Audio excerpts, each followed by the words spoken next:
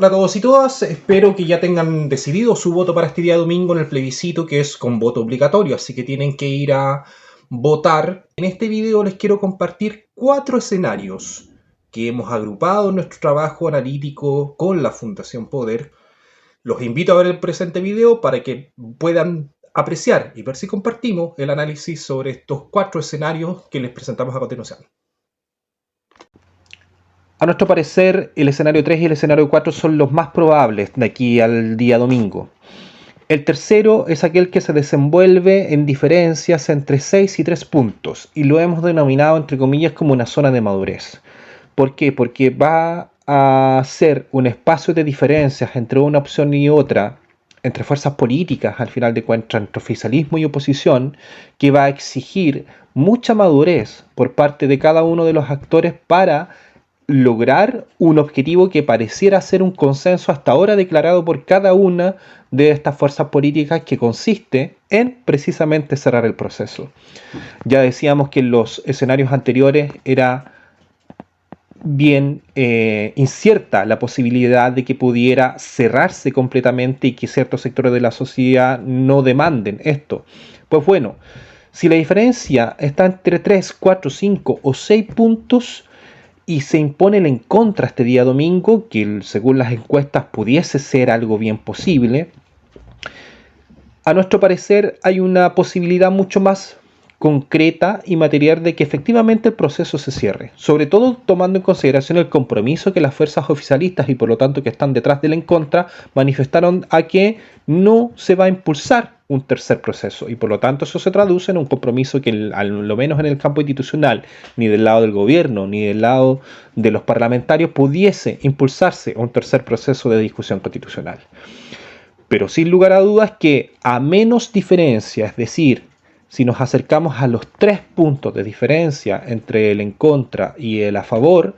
se abre, eso sí, un espacio para reformas constructivas. Es decir, a pesar de que hay una voluntad de cerrar el proceso, a más diferencia, lo más aconsejable para todas las fuerzas políticas es no intervenir más en la discusión constitucional y dejarla efectivamente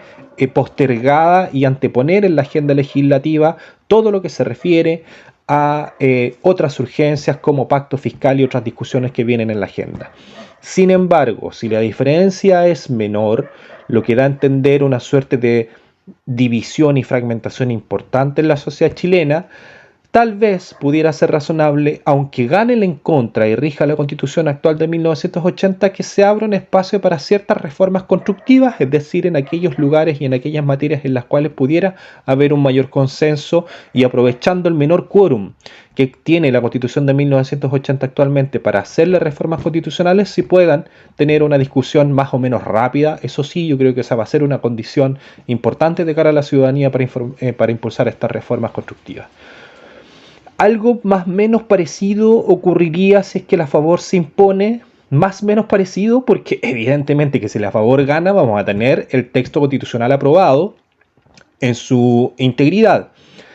Texto que una vez aprobado tiene que además cumplir con una serie de normas adecuatorias que están contempladas en las disposiciones transitorias, que van a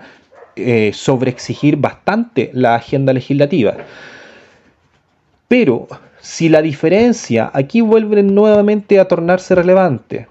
una cosa es que la diferencia sean 6 puntos, pero otra cosa es que haya menos diferencia y se parezca a 3. Si es que la favor gana con un 52% contra un 48%, contra un 49% por parte del en contra,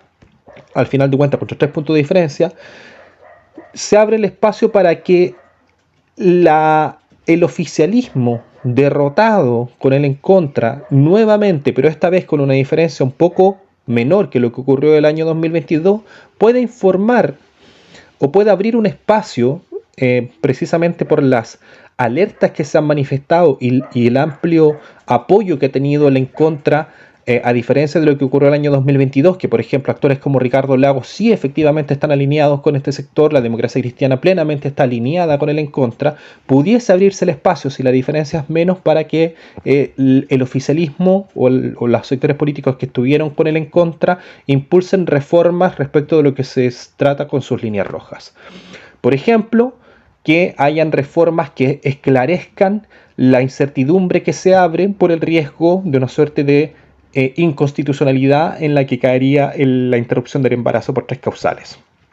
Estos yo creo que son uno de los aspectos más relevantes que podrían ocurrir si es que se impone a favor con esta diferencia porcentual.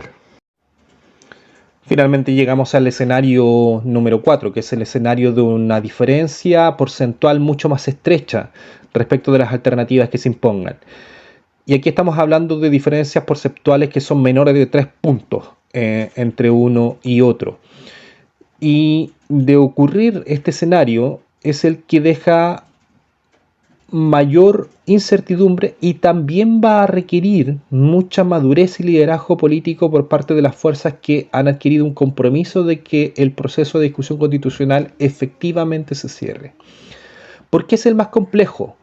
Porque ya sea ganando el en contra con menos 3 puntos de diferencia o ganando el a favor con menos de 3 puntos de diferencia, la verdad es que evidentemente nadie va a quedar muy contento ni muy satisfecho. Porque el tema constitucional como tema, no sé si como proceso, es poco probable la verdad que haya un proceso, pero como tema constitucional va a quedar abierto.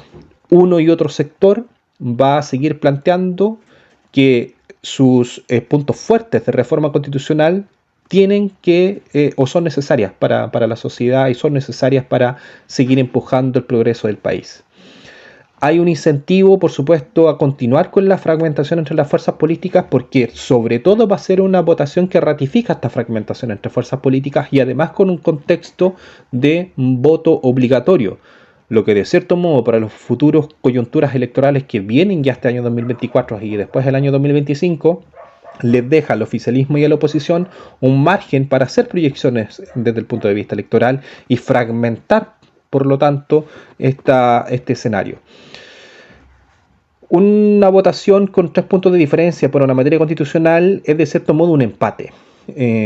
Y es una representación muy nítida de que la sociedad chilena se encuentra altamente dividida en muchos temas y en cada uno de estos temas constitucionales.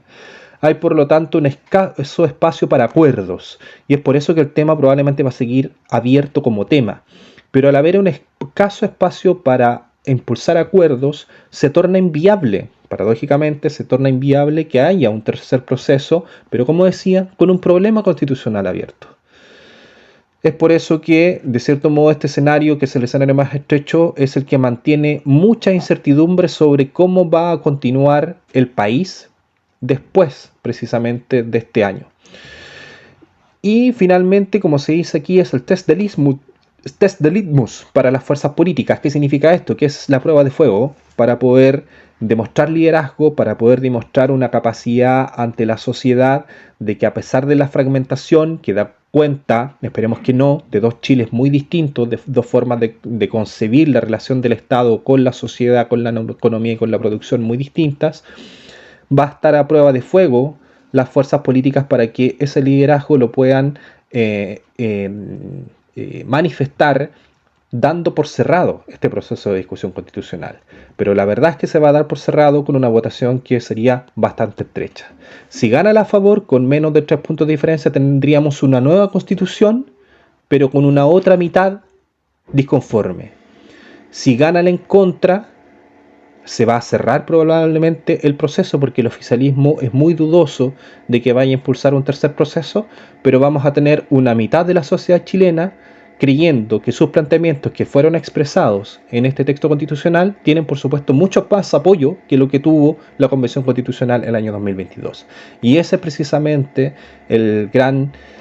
problema político que se va a abrir durante los meses y años que probablemente continúen.